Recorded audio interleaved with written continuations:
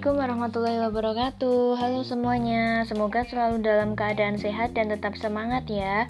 Hari ini saya Alvina Hawawi selaku Ketua Kelompok 3 Mata Kuliah Ibnu Khaldun kelas A mewakili kelompok saya akan mengantarkan teman-teman semua untuk menyimak video pembelajaran mengenai pasal 4 dalam Mukadimah Ibnu Khaldun.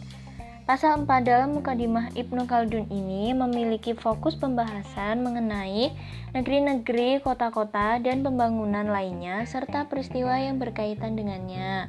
Sebelum terlalu jauh membahas mengenai apa saja yang ada dalam pasal 4 Mukadimah Ibnu Khaldun ini, izinkan saya untuk memperkenalkan kepada kalian semua anggota kelompok saya ya. Terima kasih.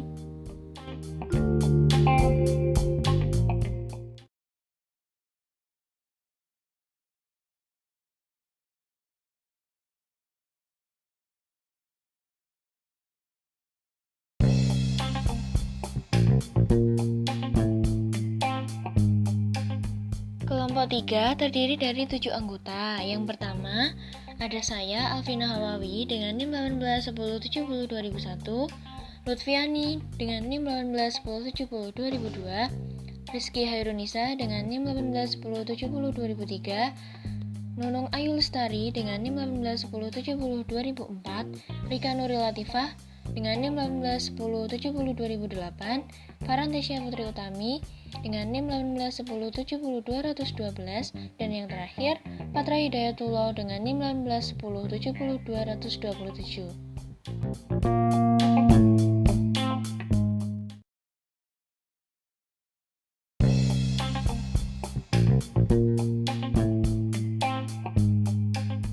Dalam pasal 4 Mukadimah Ibnu Khaldun ini terdapat 22 subpasal. Pasal pertama tentang kerajaan muncul lebih dahulu daripada Madinah dan Mesir. Pasal kedua, kekuasaan mengharuskan warganya untuk mendiami Amsor. Pasal ketiga, kota-kota besar dan bangunan-bangunan tinggi serta kekuasaan. Pasal keempat, bangunan besar tidak dapat didirikan oleh satu kerajaan. Pasal kelima, yang harus diperhatikan dalam membangun kota dan akibatnya jika diabaikan. Pasal keenam, masjid dan rumah besar di dunia. Pasal ketujuh, jumlah kota dan ibu kota di Afrika dan Maghribi sedikit. Pasal 8, bangunan dan pabrik dalam Islam. Pasal 9, bangunan yang dirancang oleh orang Arab. Pasal 10, permulaan robohnya ibu kota.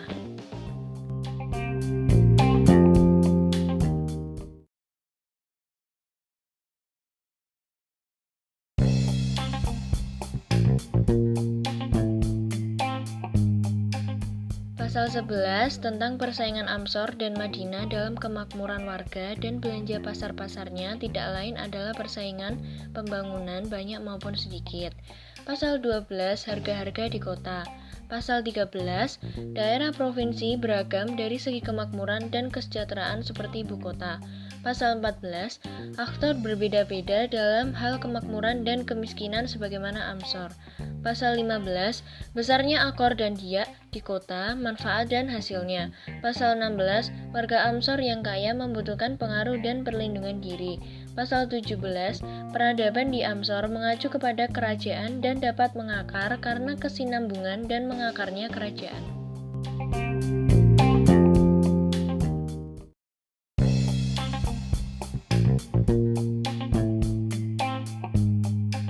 Pasal 18, peradaban adalah puncak sekaligus akhir pembangunan serta isyarat kehancurannya.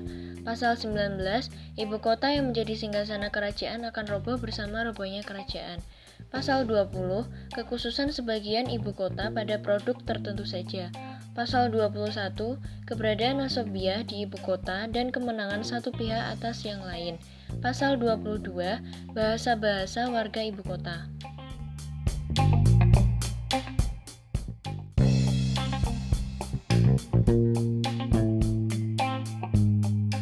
Supaya lebih jelas lagi, mari kita simak pembahasan dari setiap subpasal tersebut ya.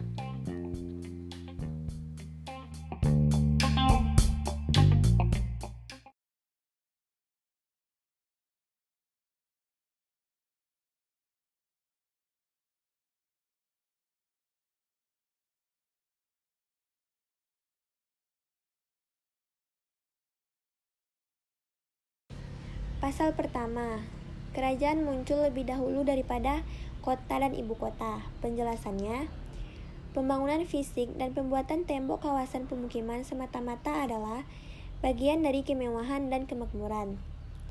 Berbagai kota dan ibu kota mempunyai fisik dan bangunan yang besar, dan hal ini bertujuan untuk umum, bukan khusus. Karena untuk mewujudkannya membutuhkan banyak tenaga dan kerjasama. Kota dan ibu kota tidak termasuk hal yang primer, karena manusia menggunakannya hanya untuk berlindung dari kekuasaan yang memaksa dan menggiring mereka pada tongkat kekuasaan. Gerakan pembentukan kota dan pembuat pagar keliling di kota harus dilakukan oleh kerajaan ataupun kekuasaan. Jika kota telah dibangun dan telah sempurna perintisannya sesuai dengan pandangan orang yang merintisnya dan sesuai dengan kehendak langit dan bumi, maka dengan demikian umur kerajaan adalah sama dengan umur kota tersebut. Apabila umur kerajaan pendek, maka keberadaannya berhenti ketika kerajaan berakhir dan pembangunannya akan rusak. Apabila masa kerajaan itu panjang dan masanya meluas, maka gedung-gedung di sana masih bisa dibangun dan terdapat banyak tempat tinggal yang luas, wilayah pasar yang luas. Dan setelah perintis kota tersebut berakhir dan di kawasan kota tersebut masih terdapat Sahara, maka pembangunannya masih bisa diperpanjang dan dilestarikan hingga kerajaan berakhir. Tetapi apabila di kota tersebut tidak ada bahan yang memberi manfaat bagi manusia, maka kota tersebut akan kehilangan perlindungan dan pembangunannya. Pasal kedua, kekuasaan mengharuskan warganya untuk mendiami Amsyar atau ibu kota. Kabilah-kabilah dan asobiyah apabila telah berhasil mendapatkan kekuasaan, maka mereka tidak akan dapat menghindari untuk menguasai ibu kota karena dua hal. Yang pertama, apa yang dibutuhkan oleh kekuasaan, seperti kemakmuran, kenyamanan, mengurangi kesulitan, dan menyempurnakan urusan-urusan pembangunan yang menjadi kurang apabila dilakukan dalam kondisi badawah. Yang kedua, menghindarkan apa yang dikhawatirkan oleh kekuasaan, yaitu orang-orang yang menentang dan para pemberontak. Karena ibu kota bisa menjadi markas bagi orang yang berencana menentang dan mengambil alih kekuasaan. Ibu kota juga dapat mengganti fungsi dari banyaknya jumlah tentara karena pertahanan dilakukan dari dalam dan melakukan strategi di balik tembok, tanpa membutuhkan banyak jumlah atau besarnya kekuatan sehingga mereka bisa berlindung dari serangan musuh dan kekuatan kelompok yang ingin menguasai. Oleh karena itu, di antara ajenab lambung-lambung mereka terdapat ibu kota yang mereka atur untuk menguasai musuh demi melindungi celah kelemahan seperti ini. Jika di sana tidak terdapat satupun ibu kota, maka mereka pasti membuatnya terutama untuk menyempurnakan pembangunan mereka, mengurangi kesulitan mereka untuk mempertahankan diri dari orang yang ingin merebut kekuasaan dan mencegah dari kelompok-kelompok dan asobiyah mereka sendiri. Oleh karena itu, kekuasaan menuntut untuk menghuni ibu kota dan menguasainya. Pasal ketiga, kota-kota besar dan bangunan-bangunan tinggi hanya bisa dibangun oleh banyak kekuasaan. Pembangunan dapat berhasil dengan himpunan para pekerja, jumlah personel yang banyak, dan saling kerjasama. Jika kerajaan itu besar dan kekuasaannya luas, maka dalam membangun bangunannya, mereka mendatangkan ahli dari berbagai penjuru dan menggunakan peralatan yang bisa melipat gandakan kekuatan dan kemampuan untuk membawa bahan-bahan bangunan karena keterbatasan kekuatan manusia seperti alat pengungkit dan lain sebagainya.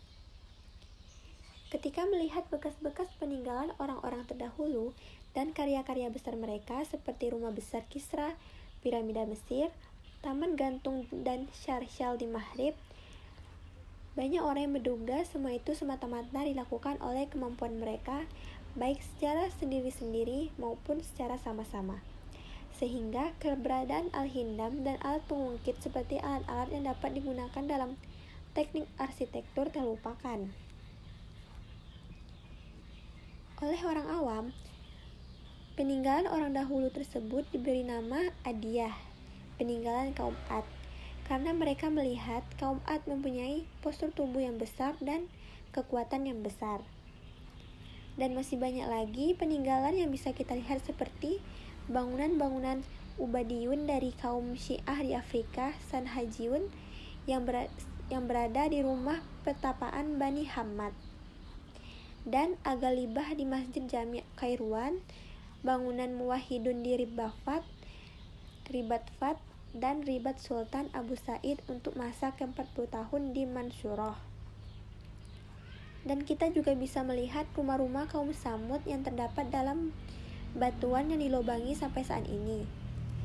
Dan dalam Sahih Al-Bukhari mengatakan bahwa rumah mereka dapat dilewati oleh Khalifah Hijaz selama bertahun-tahun lamanya.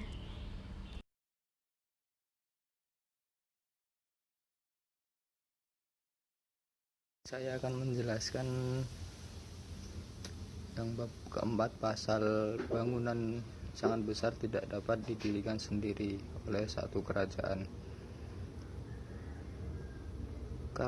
Karenanya dibutuhkan pelaksanaan pekerjaan oleh kemampuan lain yang sama pada masa-masa berikutnya sampai bangunan-bangunan itu sempurna. Yang pertama dari mereka memulai pembangunan, diikuti yang kedua, yang ketiga, dan seterusnya. Masing-masing dari mereka menyempurnakan keberadaannya dengan mengumpulkan para pekerja dan menghimpun para ahli. Dengan demikian sempurnalah maksud dan menjadi nyata untuk disaksikan. Orang menyangka bahwa itu adalah hasil pembangunan dari satu kerajaan saja. Akan tetapi di sini tidak dapat didirikan oleh satu kerajaan. Mari kita lihat dan buktikan pernyataan ini. Pada riwayat yang dinukil oleh para ahli sejarah tentang bendungan Ma'rib, diceritakan bahwa orang yang membangun bernama Sabain bin Yazid, di mana bendungan itu dapat mengalir 70 lembah sebelum selesai. Namun rencananya itu kemudian dilanjut oleh Raja-Raja Himyar setelahnya. Hal itu dibuktikan bahwa bangunan-bangunan besar pada saat ini kita temukan telah dirancang dan dirintis oleh seorang raja. Lalu apabila peninggalannya itu tidak dilanjutkan oleh raja-raja sesudahnya, maka bangunan itu akan tetap seperti itu, dan maksud yang diinginkan pun tidak tercapai. Jadi gambarannya ketika membangun itu tidak bisa satu periode seorang raja, terus bisa tercapai apabila ada raja-raja selanjutnya untuk meneruskan bangunan yang dicita-citakan raja sebelumnya. Hal seperti itulah yang terjadi pada bangsa Arab terhadap rumah besar Kisroh ketika Ar-Rasyid bertekad untuk merobohkannya. Dia mengirim utusan kepada Yahya bin Khalid yang berada dalam tahanannya untuk meminta pendapat dalam masalah itu. Yahya menjawab, "Wahai Amirul Mukminin, jangan lakukan itu, biarkan saja dia berdiri tegak agar dapat digunakan sebagai bukti atas kebesaran kekuasaan nenek moyang Anda yang telah menguasai kerajaan yang memiliki bangunan."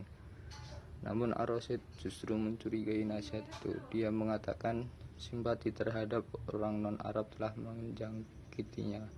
Demi Allah, aku akan tetap merobohkannya. Demikian juga yang terjadi pada Al-Ma'mun ketika hendak merobohkan piramida yang berada di Mesir. Dia mengumpulkan para pekerja untuk merobohkannya. Namun usahanya itu tidak membawa hasil. Mereka mulai melubanginya, namun hanya sampai pada suatu ruangan hampa antara tembok bagian luar dan tembok sesudahnya.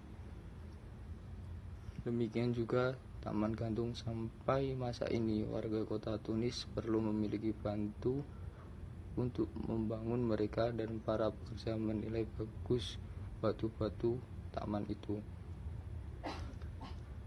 Nah, bisa ditarik kesimpulan bahwasanya bangunan-bangunan besar itu tidak bisa dilakukan atau dibangun dengan kerajaan satu kerajaan saja. Terus lanjut ke bagian pasal 5 yang harus diperhatikan dalam membangun kota dan akibatnya jika hal itu diabaikan. Sebelum masuk ke penjelasan, perlu kita ketahui dulu kota. Pengertian kota menurut Muqaddimah Ibnu Khaldun, kota adalah tempat menetap yang dibuat bangsa-bangsa ketika telah mencapai puncak yang diinginkan, yaitu kemewahan dan faktor-faktor pelengkapnya. Karena menginginkan kemakmuran dan ketenangan itu, maka mereka membuat rumah-rumah untuk dijadikan tempat tinggal. Nah, di antara yang harus diperhatikan untuk menghindari berbagai musibah alam adalah kebersihan udara agar tidak timbul berbagai macam penyakit. Karena apabila udara berhenti dan tidak bergerak, maka akan berakibat buruk. Terus lanjut, kota yang tidak memperhatikan kebersihan atau tidak memperhatikan udara bersih akan banyak mendatangkan penyakit. Hal itu seperti telah diketahui terjadi di Bakis, sebuah wilayah di Maghrib, termasuk negeri Al-Jarid di Afrika. Hampir tidak ada sama sekali penduduk atau pendatang di sana yang terhindar dari demam bau busuk. Terus yang sebenarnya terjadi adalah bahwa udara busuk itulah yang paling banyak menyebabkan pembusukan benda-benda. Penyakit demam timbul karena udara di sana diam, tidak bergerak. Suatu negeri apabila banyak penduduknya dan banyak terjadi pergerakan warganya, maka pasti udaranya akan naik dan timbul angin bergerak dan naik. Sedangkan mengenai usaha-usaha menggali berbagai potensi dan kekayaan negeri, beberapa harus perlu diperhatikan. Di antaranya adalah air. Negeri harus berada di atas suatu sungai atau di sana terdapat mata air. Ketersediaan air yang dekat dari negeri memudahkan penduduk memenuhi kebutuhan air, karena kebutuhan terhadap merupakan kebutuhan yang tidak bisa terhindarkan atau wajib untuk mengumpulkan air. Di antara yang juga harus diperhatikan adalah area persawahan, karena hasil dari bercocok tanam berupa makanan pokok. Apabila area persawahan negeri letaknya dekat, maka hal itu lebih mudah dikelola dan diambil manfaatnya. Terkadang orang merintis lupa tentang baiknya memilih secara alami, atau dia hanya memperhatikan apa yang paling penting bagi dirinya sendiri atau kaumnya, dan tidak memperhatikan kebutuhan selain mereka atau kebutuhan alam, sebagaimana yang telah dilakukan oleh orang Arab pada masa awal Islam di kota-kota mereka merintis di Irak dan Afrika. Mereka tidak memperhatikan kecuali yang paling penting menurut mereka. Di antara yang harus diperhatikan bagi negeri-negeri di pesisir pantai adalah agar berada di suatu pegunungan atau berada di suatu bangsa dan berbagai bangsa yang jumlahnya memadai yang dapat memberikan tanda terikat. Ditempuh kiranya itu tadi bab 5 tentang bagaimana buruknya membangun kota, dan perlu diperhatikan pula membangun kota pun harus diperhitungkan dari sumber mata air, persawahan, perkebunan, karena kehidupan tidak terlepas dari unsur air, terus kehidupan cocok tanam dan sebagainya. Selanjut pasal ke-6 yaitu masjid-masjid dan rumah-rumah besar di dunia. Terdapat di dalamnya Allah memuliakan bagian-bagian tertentu dari bumi yang khusus untuk dihormati dan dijadikan sebagai tempat untuk beribadah kepadanya.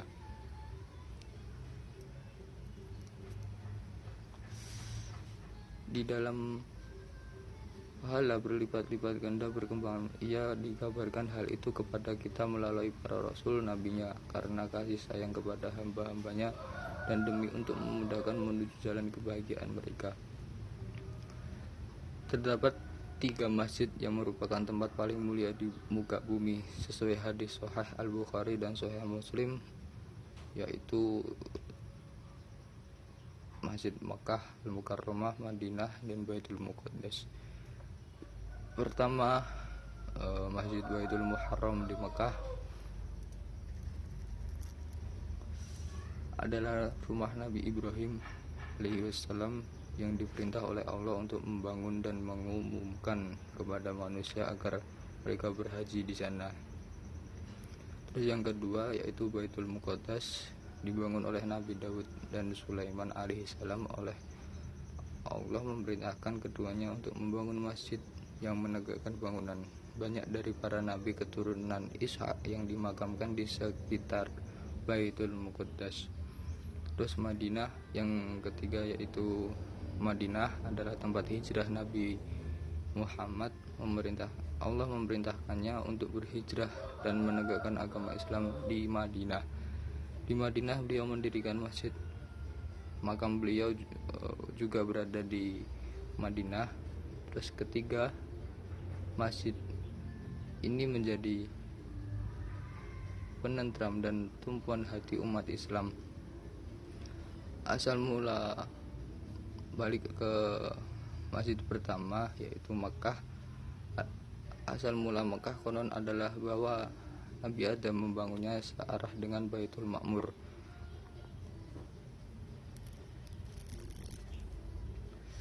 Kemudian Allah mengutus Ibrahim mengenai kondisi istrinya Sarah dan rasa cemburu kepada Hajar semuanya sudah diketahui.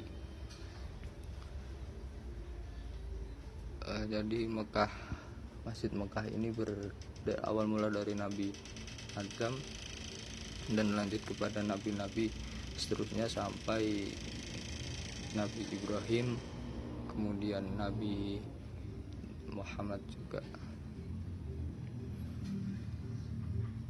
Terus kemudian lanjut ke Baitul Muqaddas.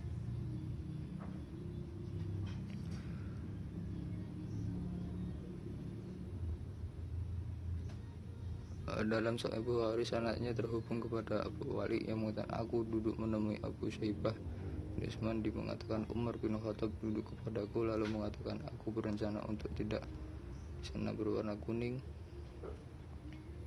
Sedangkan langsung lanjut ke Baitul Muqaddas yaitu Masjid Al-Aqsa. Mulanya pada masa Sahabah, masa Sobiah, para penyembah bintang adalah tempat bunga. Mereka mendekati minyak zaitun kepada dalam wadah yang mereka tengkar. Bani Israel menguasai mereka, menjadikan sebagai kiblat dalam sholat mereka.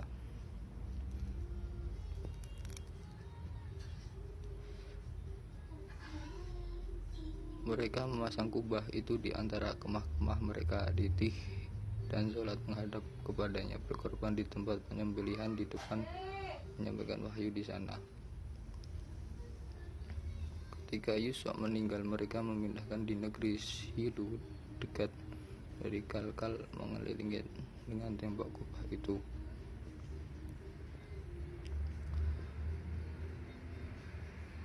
Kemudian sedangkan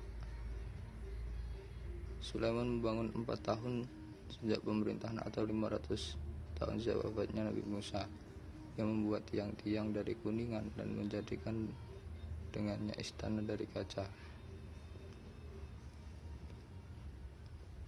Kemudian silih berganti dari Sulaiman, kemudian silih berganti raja-raja Yunani, Persia, dan Romawi. Kemudian orang-orang Romawi mengikuti agama Al-Masih dan mulai memuliakan. Raja-raja Romawi berbeda sikap terhadap agama Nasrani. Kemudian ketika kekuasaan kekhalifahan pada tahun-tahun abad ke-5 Hijriah akhir pada kerajaan Ubaidiyah, terdapat beberapa khalifah sebenarnya dari kelompok Syiah berkuasa, mereka lemah.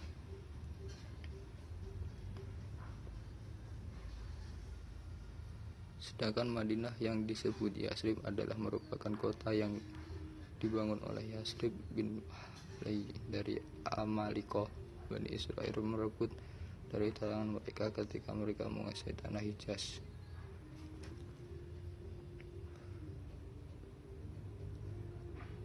Adapun selain ketiga masjid di atas, kita tidak tahu masjid lain yang ada di bumi kecuali apa yang disebut dengan Masjid Adam di Sarandin di Kepulauan India. Tetapi tidak terdapat satu dalil sama sekali yang dapat dijadikan pegangan. Bangsa-bangsa terdahulu mempunyai tempat-tempat peribadatan yang mereka agungkan sesuai agama dan pemeluk. Di antaranya adalah rumah-rumah api bagi orang-orang Persia, haikal Yunani, rumah-rumah orang Arab diijaz oleh Rasulullah. Itu tadi penjelasan tentang masjid-masjid yang besar di muka bumi. Ada Masjidil Haram di Makkah, Masjidil Aqsa di Madinah. Ada di Madinah. Mungkin itu cukup dari saya. Apabila banyak salah, maaf. Wassalamualaikum warahmatullahi wabarakatuh.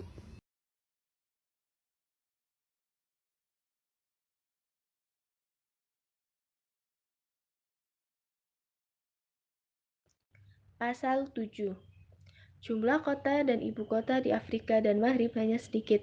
Penyebabnya adalah bahwa kawasan ini adalah milik bangsa barbar. Sejak ribuan tahun sebelum Islam, semua pembangunannya adalah Badawi. Peradaban tidak berlangsung di lingkungan mereka, sekiranya dapat membuat kondisi-kondisinya bisa menjadi sempurna. Kerajaan-kerajaan yang menguasainya yaitu Eropa dan Arab.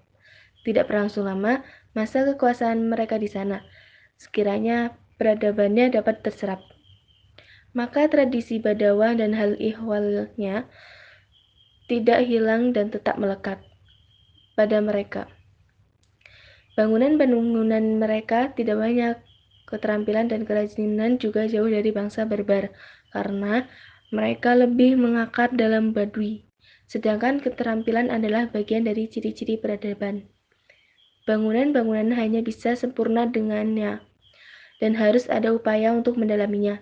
Karena bangsa barbar tidak memiliki perhatian padanya, maka mereka tidak mempunyai ambisi pada bangunan-bangunan, apalagi tentang kota.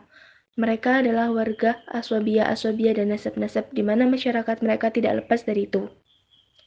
Nasab-nasab dan aswabiyah adalah lebih condong kepada Badui, sedangkan yang mendorong kepada kota ini tidak lain adalah kemakmuran dan ketenangan serta penduduknya menjadi beban bagi para penjaganya. Pasal yang ke-8. Bangunan-bangunan dan pabrik-pabrik dalam Islam hanya sedikit dibandingkan dengan potensi yang dimiliki dan dibandingkan dengan kerajaan-kerajaan sebelumnya. Penyebab hal itu telah kami kemukakan sangat sama dengan dalam pembahasan mengenai bangsa barbar, yaitu karena orang Arab juga lebih mengakar dalam Badui dan jauh dari keterampilan dan kerajinan. Mereka juga orang-orang terasing dari kerajaan-kerajaan yang berkuasa sebelum Islam. Ketika mereka menerima kekuasaan itu, maka masanya tidak memadai hingga dapat memenuhi simbol-simbol peradaban. Di samping mereka merasa cukup dengan bangunan-bangunan yang mereka temukan dari selain mereka. Apabila agama adalah faktor pertama yang menghalangi dari sikap berlebihan, membangun dan boros melewati batas kewajaran, sebagaimana yang ditegaskan oleh Umar ketika mereka minta izin kepadanya untuk membangun Kufah dengan batu akibat kebakaran pada rumah panggung yang mereka bangun sebelumnya. Dia menjawab, lakukanlah, namun janganlah seorang menambahkan lebih dari 3 rumah. Janganlah kalian bersaing tinggi dalam pembangunan. Pegangilah sunnah, niscaya kerajaan akan lestari untuk kalian. Dia tegaskan kepada delegasi mereka dan maju menghadap orang-orang agar mereka tidak meninggikan bangunan lebih dari qadar. Mereka bertanya, apa itu qadar? Dia menjawab, yang tidak menyebabkan kalian boros dan tidak menjauhkan kalian dari sedang. Lalu ketika komitmen terhadap agama telah menjauh, perasaan berdosa jika memiliki tujuan-tujuan duniawi menjadi berkurang, tabiat kerajaan dan kemewahan telah menonjol. Orang Arab menjadikan orang Persia sebagai pelayan dan meniru keterampilan dan bangunan-bangunan dari mereka, dan kondisi-kondisi kemakmuran dan kemewahan telah mendorong mereka. Maka ketika itu mereka mulai merintis bangunan-bangunan dan pabrik-pabrik, dan masa itu kebetulan telah dekat dengan habisnya kerajaan, dan tidak memadai lagi untuk memperbanyak pembangunan dan merancang kota-kota dan ibu kota kecuali sangat sedikit. Pasal yang ke-9. Bangunan-bangunan yang dirancang orang Arab cepat roboh, kecuali hanya sebagian kecil. Penyebab dari hal itu adalah kondisi bawah dan jauh dari keterampilan. Sebagaimana kami kemukakan, akibatnya bangunan-bangunan tidak kokoh rancangannya. Dan hal itu, wallahu a'lam, mempunyai alasan lain. Yang lebih menyentuh, yaitu sedikitnya perhatian mereka kepada upaya perencanaan kota yang baik, sebagaimana kami sampaikannya, yang meliputi tempat, baiknya udara, air pesawahan, dan pengembalaan. Karena perbedaan dalam hal ini menimbulkan perbedaan dalam kebaikan dan keburukan kota berdasarkan pembangunan alami. Orang Arab jauh dari hal seperti ini, mereka hanya memperhatikan tempat-tempat pengembalaan unta saja. Tidak memperdulikan air, baik atau buruk, sedikit atau banyak.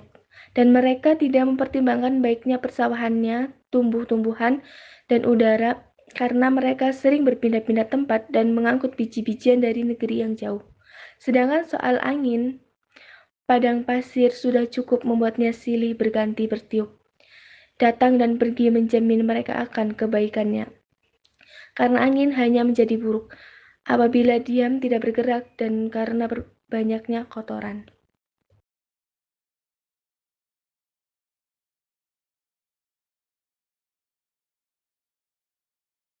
Bab 4 Pasal ke-10 Permulaan robohnya ibu kota. Pada saat ibu kota baru dirancang, rumah-rumah penduduk masih sedikit dan alat atau bahannya juga masih sedikit, yaitu batu, kapur, serta penghias dinding seperti batu-batuan, marmer, kaca, marmer berwarna, dan asyadab, rumah kerang. Sehingga disebutlah Badawiyah dan alat-alatnya yang buruk. Ketika mengalami perkembangan, pembangunan semakin besar dan banyak penduduk, alat-alat menjadi banyak karena banyaknya pekerjaan dan para teknisi hingga mencapai puncaknya. Namun, ketika pembangunan menyusut dengan penduduknya yang sedikit, maka keterampilan kerajinan menjadi sedikit sehingga hilanglah perbaikan dan penguatan dalam pembangunan serta melengkapinya dengan perhiasan. Pekerjaan juga menjadi sedikit karena tiadanya penduduk, yang akhirnya mereka kembali ke badawah dalam bangunan dan menggunakan batu bata sebagai ganti dari batu, dan terbatas dengan keindahan. Bangunan kota kembali menjadi seperti bangunan desa dan tanah liat yang kemudian mencapai puncak kerobohan. Pasal ke-11 Persaingan Amsyar atau ibu kota dan Madinah atau kota dalam kemakmuran warga dan belanja pasar-pasarnya tidak lain adalah persaingan pembangunannya banyak maupun sedikit. Setiap individu tidak sendirian dalam menghasilkan kebutuhan-kebutuhan hidupnya. Mereka saling membantu antara satu sama lain dalam pembangunan mereka untuk memenuhi hal tersebut, sehingga kebutuhan pokok atau darurat pun tertutupi. Semakin banyak pekerjaannya, maka semakin banyak pula nilainya di lingkungan mereka dan hal dari pekerjaannya tersebut. Pembangunan yang semakin bertambah menjadikan semakin bertambah pula pekerjaan dan kemewahan, seperti Kairo dan Mesir yang membuat semua orang berdecak kagum. Namun di balik itu semua masih ada orang-orang fakir miskin yang hidup dalam kesusahan, yang belum mampu memenuhi kebutuhan pokoknya dengan baik. Pasal ke-12 Harga-harga di kota. Semua pasar memuat semua kebutuhan manusia seperti kebutuhan primer atau pokok atau daruri, serta kebutuhan sekunder atau penyempurna atau kamali. Ketika kota meluas dan banyak penduduknya, maka harga-harga kebutuhan pokok dan pelengkap akan murah. Namun sebaliknya, ketika penduduk kota sedikit dan pembangunan lemah, harga-harga kebutuhan pokok dan pelengkap akan mahal. Suatu kota yang telah melimpah, terpenuhi pembangunannya dan kebutuhan mewahnya, akan sempurna faktor pendorongnya. Persediaan semakin terbatas, banyak warga yang menginginkannya, sehingga harga-harga menjadi mahal. Ada 3 hal mahalnya keterampilan dan kerajinan, serta pekerjaan-pekerjaan di kota yang penuh dengan pembangunan. Yang pertama, banyaknya kebutuhan untuk tempat kemewahan. Yang kedua, kesombongan dan hina pada diri ahli pekerjaan untuk melayani karena mudahnya mata pencaharian di kota akibat banyaknya persediaan makanan pokok. Yang ketiga, banyaknya orang-orang mewah dan kebutuhannya untuk mempekerjakan selain mereka dan para pengrajin dalam profesi-profesi mereka. Sedangkan di kota kecil dan berpenduduk sedikit, makanan pokok mereka sedikit karena sedikitnya pekerjaan. Mereka hanya mengandalkan pada apa yang dihasilkan oleh tangan-tangan mereka sendiri lalu menimbunnya. Akibatnya ketersediaan menjadi langka bagi mereka sendiri dan harganya mahal bagi orang-orang yang menawarnya. Fasilitas-fasilitas kebutuhan mereka tidak sampai ke sana karena sedikitnya penduduk dan lemahnya keadaan, sehingga pasar tidak laku dan harga menjadi murah. Di kota besar, harga makanan pokok masuk ke dalam beban pembiayaan, sehingga harganya lebih mahal dibandingkan dengan harga di pedalaman.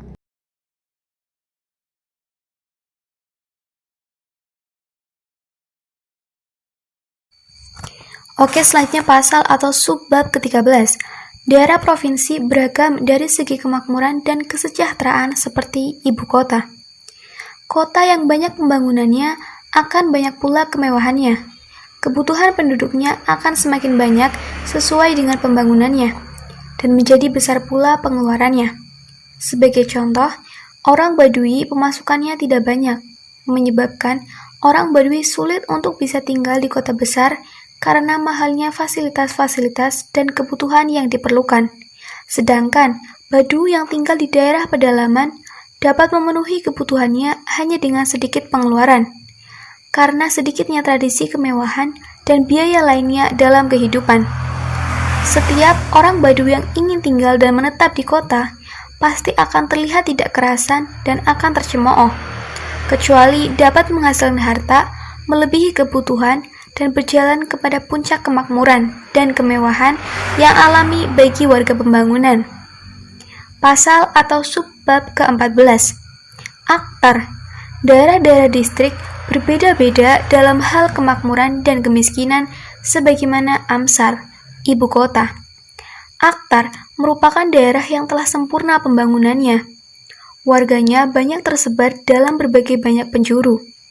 Banyaknya pekerjaan menjadi penyebab adanya kekayaan. Karena setelah memenuhi kebutuhan pokok, penduduk mengalami kelebihan penghasilan yang telah mereka peroleh dan kemakmuran menjadi bertambah karena hal ini. Di daerah Masyrik seperti Mesir, Syam, Irak non-Arab, India, Cina, dan seluruh belahan utara, dan daerah-daerah di seberang Laut Romawi, ketika telah banyak pembangunannya, harta mereka menjadi banyak, kerajaan menjadi besar, peradaban serta perdagangan mereka pun berkembang. Dengan banyaknya pembangunan, lapangan pekerjaan semakin banyak dan penghasilan pun semakin meningkat. Karena itu, Masyrik lebih makmur dibanding kawasan lain. Di daerah Afrika dan Barkah, ketika penduduknya sedikit, maka pembangunannya akan berkurang. Kemudian, warganya akan menjadi lebur serta berakhir dengan kemiskinan dan kelaparan. Pasal atau subbab ke-15.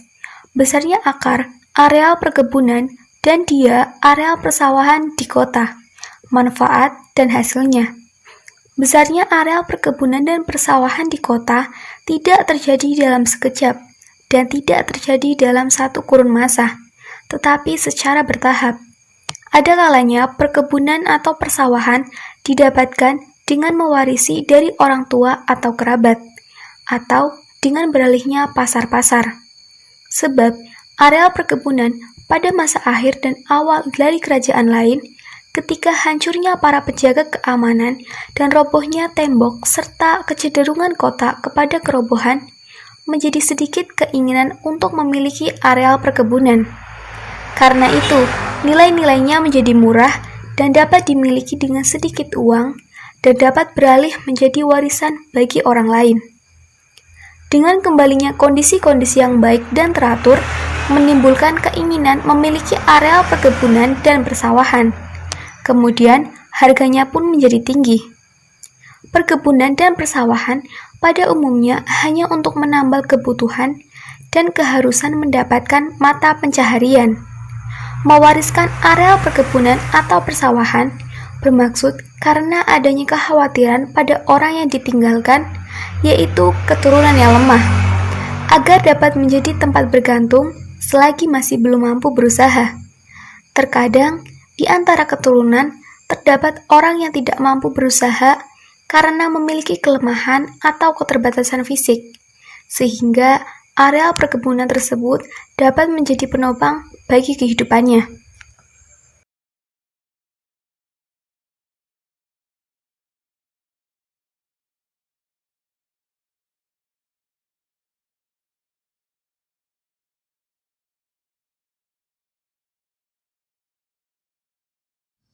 Selanjutnya yaitu pasal 16.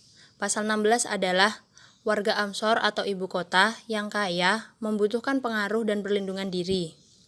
Apabila ada warga perkotaan yang mempunyai banyak perkebunan dan persawahan dan menjadi orang terkaya di ibu kota tersebut, hal ini menyebabkan para amir dan para penguasa ingin merebutnya. Dan karena adanya watak asli dalam diri manusia, yaitu suka memusuhi, maka mereka menggunakan segala cara untuk mendapatkan harta orang kaya tersebut. Karena hukum-hukum kekuasaan biasanya adalah sewenang-wenang. Karena keadilan yang murni hanya terdapat dalam khilafah syariat, dan yang seperti itu biasanya hanya mampu bertahan sebentar. Rasulullah SAW bersabda, "Kekhalifahan setelahku adalah 30 tahun, kemudian berubah menjadi kerajaan yang sewenang-wenang." Maka, orang yang memiliki harta yang banyak ini harus mempunyai penjaga keamanan. Maka dia dapat berlindung di bawah naungannya dan merasa nyaman dari ancaman-ancaman permusuhan. Apabila dia tidak mempunyai hal-hal tersebut, maka dia akan menjadi korban perampokan dengan berbagai rekayasa dan alasan-alasan lainnya dari para penguasa. Allah menentukan hukum dan tiada yang dapat menentang hukumnya. Pasal 17. Peradaban di Amsor atau ibu kota, mengacu kepada kerajaan dan dapat mengakar karena kesinambungan dan mengakarnya kerajaan. Yang menjadi penyebab hal itu terjadi adalah bahwa peradaban adalah kondisi yang melebihi dari yang pokok atau doruri dari kondisi pembangunan. Peradaban ini sama dengan keterampilan dan kerajinan. Semakin bertambahnya kelompok-kelompok ahli kerajinan dan keterampilan yang mahir, dan seiring berjalannya waktu dan luasnya wawasan dan berulang-ulangnya hal itu, sehingga keterampilan itu menjadi kokoh dan mengakar. Biasanya, hal ini terjadi di ibu kota, karena di sana terdapat banyak sekali pembangunan dan kemakmuran warganya. Ini semua berasal dari kerajaan. Kerajaan mengumpulkan harta rakyatnya dan membelanjakannya untuk orang-orang terdekat dan tokoh-tokohnya. Harta dari rakyat itu merupakan pemasukan bagi kerajaan, yang kemudian diberikan kepada pejabat kerajaan. Setelah itu, baru diberikan kepada warga kota. Maka, oleh karena itu, kekayaan mereka bertambah dan menjadi banyak. Tradisi-tradisi kemewahan dan macam-macamnya meningkat. Menjadi kokoh pula bagi mereka keterampilan dan kerajinan dalam cabang-cabang lainnya. Inilah yang disebut dengan peradaban. Contohnya adalah orang-orang Yahudi pada masa kekuasaan mereka di Syam selama sekitar 1400 tahun. Peradaban mereka mengakar. Mereka pandai dalam hal ihwal, kehidupan, dan tradisi-tradisinya, dan beraneka macam dalam kerajinan keterampilannya, mulai dari makanan, pakaian, sampai hal ihwal rumah tangga lainnya. Hingga hal-hal tersebut umumnya diambil dari mereka sampai hari ini. Demikian pula peradaban dan tradisinya.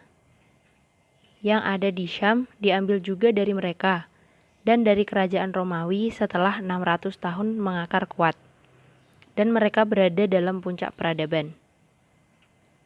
Demikian juga Qibti, kerajaan mereka bertahan selama 3000 tahun. Maka tradisi-tradisi peradaban mereka mengakar kuat di negeri mereka, yaitu Mesir. Dan setelah mereka, kekuasaan Yunani dan Romawi menyusut, kemudian kekuasaan Islam yang menasah mereka semua. Tradisi-tradisi peradaban di sana masih berlanjut. Hal ini juga terjadi di Yaman, Irak, Andalusia, dan yang lainnya. Berdasarkan keadaan kerajaan, terdapat kemakmuran rakyat, dan berdasarkan kemakmuran dan banyaknya rakyat, terdapat keadaan kerajaan. Asal mula semua itu adalah sedikit dan banyaknya pembangunan. Pasal 18. Peradaban adalah puncak sekaligus akhir pembangunan serta isyarat kehancurannya. Dari dulu sudah dijelaskan bahwa kekuasaan dan kerajaan adalah puncak dari aswabiah, bahwa peradaban adalah puncak dari badawah, dan bahwa pembangunan seluruhnya yaitu badawah, peradaban, kerajaan, dan rakyat memiliki umur yang dapat disaksikan, seperti segala sesuatu dalam alam nyata ini mempunyai umur yang dapat disaksikan. Sudah ada riwayat yang sangat jelas dan masuk akal bahwa 40 tahun adalah puncak kekuatan dan perkembangan manusia. Apabila manusia sudah mencapai 40 tahun, maka akan berhenti wataknya yang merupakan pengaruh dari pertumbuhan dan perkembangannya setelah itu menurun. Hal ini juga terjadi pada peradaban dalam pembangunan. Peradaban adalah puncak pembangunan dan setelahnya tidak ada lagi tambahan.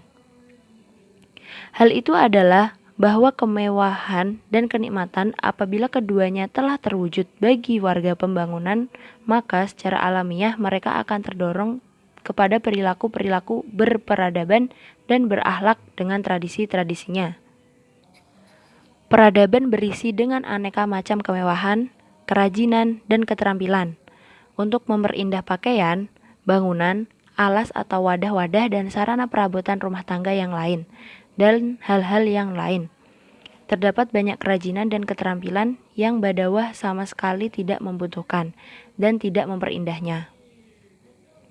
Jika keindahan dalam peralatan rumah tangga ini telah mencapai puncak, maka dia akan diikuti dengan menuruti kesenangan-kesenangan yang lain.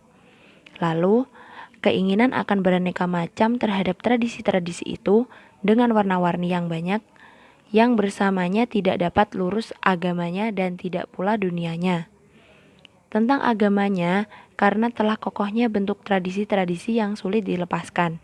Sedang tentang dunianya adalah karena banyaknya kebutuhan-kebutuhan dan ongkos-ongkos yang dituntut tradisi-tradisi di mana berbagai usaha tidak lagi mampu memenuhinya.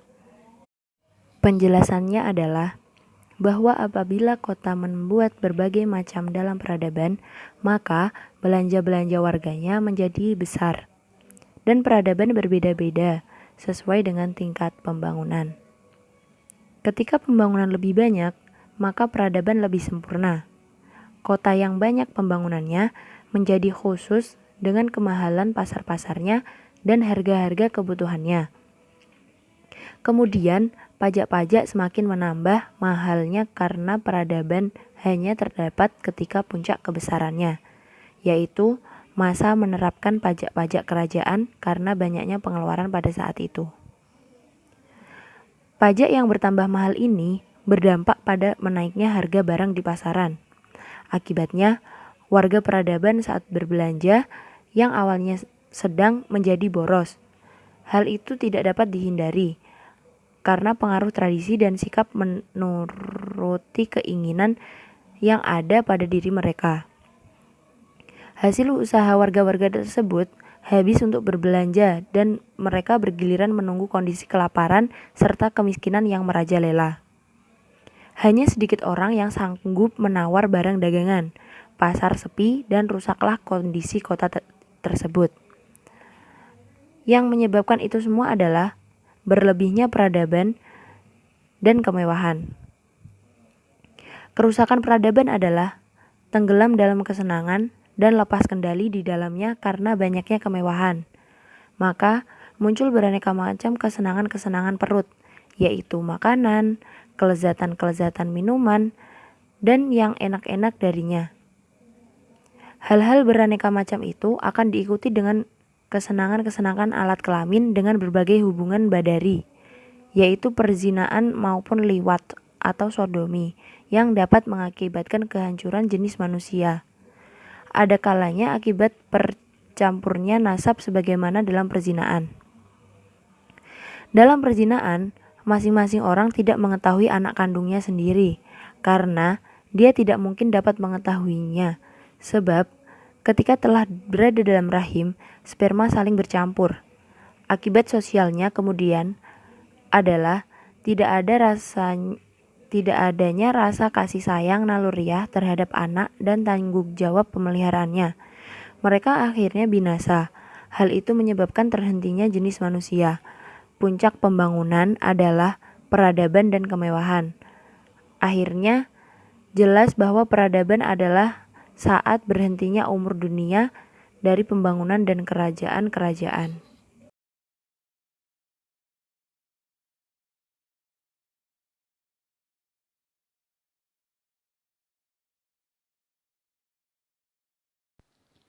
Oke, sekarang kita lanjut ke bagian pasal 19 dari pasal 4 Muqaddimah Ibnu Khaldun. Pasal 19 ini memiliki judul tentang ibu kota yang menjadi singgasana kerajaan akan roboh bersama robohnya kerajaan. Dalam sejarah pengamatan hingga penelitian, apabila suatu ibu kota atau pusat kota sudah terganggu atau tidak nyaman lagi baik dari segi pembangunan dan sebagainya, maka kerajaan, kekuasaan yang ada di dalamnya perlahan akan hancur atau roboh. Ada beberapa sebab kehancuran kerajaan diantaranya. Yang pertama adalah konstruksi budaya kerajaan yang menjauh dari kemewahan serta kepandaian.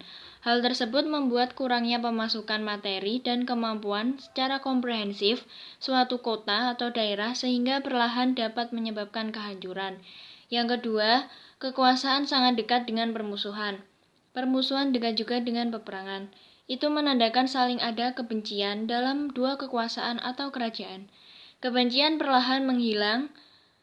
Budaya atau tradisi yang dimiliki tiap kerajaan karena sudah dibutakan oleh kekuasaan yang ingin didapatkan lebih dan lebih. Itu yang membuat kerajaan hancur.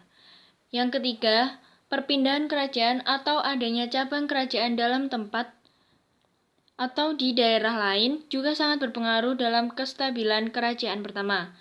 Apabila kerajaan pertama kalah dalam hal kekuatan, baik itu dalam hal pembangunan atau dalam hal kepandaian, dengan kerajaan baru lainnya, maka perlahan kerajaan yang pertama itu juga akan mengalami keruntuhan. Dan yang keempat, atau yang terakhir, yaitu perginya para tokoh-tokoh panutan dalam suatu kerajaan tanpa adanya pergantian membuat penduduk perlahan melepaskan diri dari kerajaan tersebut. Hal tersebut menyebabkan hilangnya simpati, cinta, bahkan ideologi sehingga menghambat pembangunan yang ada di dalam kerajaan tersebut. Hikmah dari pasal 19 ini adalah kuatkan asyabiah. Kita sebagai manusia tidak bisa saling melepaskan satu sama lain. Kerajaan tanpa pembangunan, baik dari segi mental ataupun materi, juga tidak akan bertahan dan maju. Pasal 20 memiliki judul yaitu kekhususan sebagai ibu kota pada produk tertentu saja. Dalam pasal 20 dijelaskan bahwa pekerjaan di berbagai daerah beragam dan sama-sama menarik. Pekerjaan tersebut dilakukan selain untuk memenuhi kebutuhan hidup, juga membantu pembangunan daerah-daerah tersebut. Pekerjaan-pekerjaan tersebut seperti tukang jahit, tukang besi, tukang kayu, dan sebagainya. Setiap daerah memiliki pekerjaan khasnya sendiri-sendiri. Hal tersebut memang baik karena menunjukkan sebuah karakteristik. Akan tetapi juga menimbulkan beberapa persoalan, seperti kurangnya pekerjaan lain pada suatu daerah karena hanya satu jenis pekerjaan, kurangnya kepandaian masyarakat, dan lain sebagainya. Hal seperti itulah yang seringkali menjadi penyebab masyarakat meninggalkan daerah tersebut, karena sedikitnya manfaat dan mata pencaharian yang didapatkan oleh mereka. Pasal 21 dengan judul Keberadaan Asobia di Ibu Kota dan Kemenangan Satu Pihak atas yang lain. Dalam pasal 21 ini dijelaskan perihal kodrat manusia sebagai makhluk sosial yang saling berinteraksi dan berhubungan dengan orang sekitarnya. Selain itu juga disebutkan bahwa watak manusia yang seperti itu melahirkan asobiah atau persaudaraan dan juga permusuhan. Permusuhan tersebut tidak hanya terjadi pada rakyat biasa, melainkan juga pada petinggi daerah atau kota. Hubungan persaudaraan dan pertemanan akan membantu para tokoh yang ingin mendapatkan kekuasaan. Permusuhan juga memiliki peran dalam hal bagaimana menjatuhkan lawan dan merebut kekuasaan tersebut. Musuh juga butuh ikatan pertemanan dan sebagainya guna melancarkan strategi, yaitu menang serta berkuasa di salah satu pihak atau kekuasaan. Itulah yang dinamakan watak-watak manusia di dunia ini. Akan tetapi, orang-orang biasa juga bisa mendapatkan, bahkan menggeser posisi orang di atasnya. Semua itu terjadi karena kumpulan keluh kesah, kebodohan, kekurangan, yang justru membuat orang-orang itu menemukan jalan keluar untuk lebih baik. Tanpa disadari, mereka akan menjadi kumpulan orang yang kuat akan realitas sehingga akhirnya dapat mengungguli orang-orang terdahulu ataupun orang-orang tinggi sebelum mereka. Oke, kita lanjut ke pasal 22, yaitu dengan judul bahasa-bahasa warga Ibu Kota. Pasal 22 ini menjadi pasal terakhir dalam pasal 4 Muqaddimah Ibnu Khaldun. Dalam pasal 22 menjelaskan tentang bahasa merupakan identitas suatu bangsa dan juga daerah di dalamnya. Agama dan milah merupakan suatu bentuk eksistensi, juga kekuasaan pada masa kerajaan-kerajaan Islam. Kerajaan-kerajaan Islam berjaya pada masa itu dan mengharuskan semua bahasa di dalamnya adalah bahasa Arab. Diperkuat lagi dengan latar belakang Rasulullah kita, yang juga orang Arab. Namun, seiring berjalannya waktu, kesakralan serta kearifan bahasa Arab itu perlahan memudar. Banyak bahasa Arab yang mengalami perubahan. Selain itu juga, bahasa di dalam daerah-daerah juga perlahan menerima bahasa-bahasa di luar bahasa Arab, sehingga menjadi berdampingan. Daerah-daerah yang masih cukup bertahan dengan bahasa Arab diantaranya seperti Mesir, Syam, Andalusia, dan Maghrib. Sedangkan di Irak dan sekitarnya sudah bercampur dengan bahasa selain bahasa Arab. Karena berjalannya waktu, perkembangan zaman, dan juga peradaban dunia yang terus berjalan.